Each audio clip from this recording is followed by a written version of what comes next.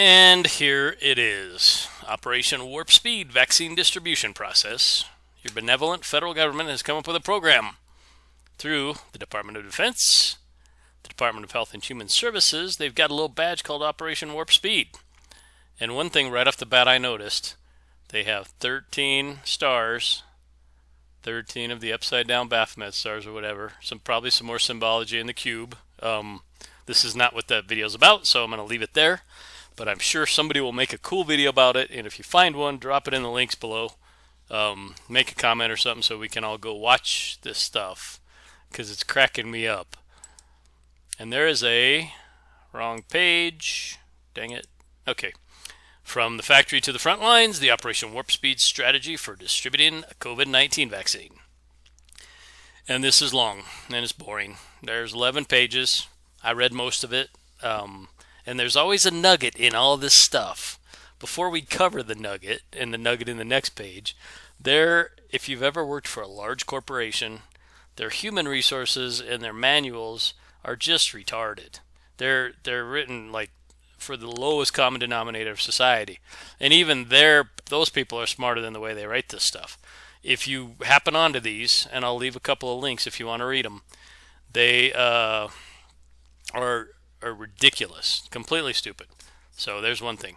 So what I found when I dug through this a little bit, there we are.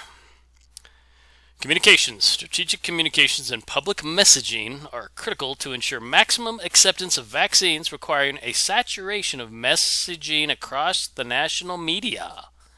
An information campaign led by DHS Public Affairs Department, developed using human-centered design, extensive public strategy, and stakeholder engagement. And research on message development and delivery will focus on vaccine safety and efficacy, and target key populations and communities to ensure maximum vaccine acceptance.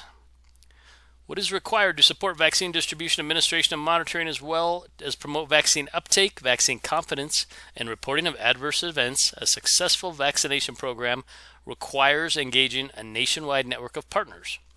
Working with established partners, especially those that are trusted sources for target audiences, is critical to advance public understanding of, access to, and acceptance of eventual vaccines. So the eventual vaccines part, really pay attention to that, because that's kind of gruesome. And we have this nice little document. Oh man, sorry about that. COVID-19 vaccination program interim playbook for jurisdiction operations. Sounds really good. Written really poorly and very manipulative. There is clear neurolinguistic programming written into this, but we're going to read it anyway. Messaging. CDC will provide timely messaging throughout the COVID-19 vaccination process via all jurisdiction cells, regular email communication, and website updates. Jurisdictions and tribal organizations should routinely monitor both CDC and local level messaging to inform their communication efforts. Variations in messaging can create confusion and hamper the effective implementation of the vaccine program. Messaging must be clear, current, and received as intended by the audience. Here's the kicker.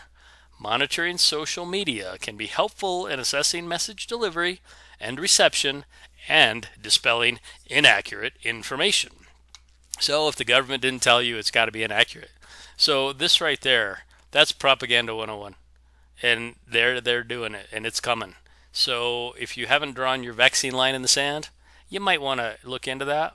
You may want to look at the legal ramifications you can do on them, such as a notice of liability, to where if the vaccine hurts anybody in your family, they're personally liable, the person injecting it. Make them sign it, get it notarized. You can do that stuff. Or you can just say no and move on with your life.